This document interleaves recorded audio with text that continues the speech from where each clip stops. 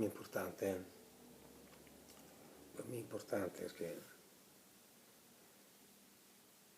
un terzo, quasi la metà della vita, dormiamo. Poi il carboidrato no, cioè la notte, la pizza,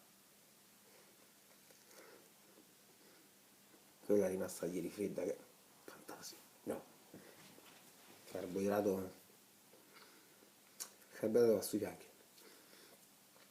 perché siamo un paese dei modelli, no? Siamo tutti calciatori, tutti quanti alle Olimpiadi, e poi anche vino, ti sei ripropone, vino fa male a fegato, mezza vita a dormire, tutta la vita a dieta, secondo te sto male?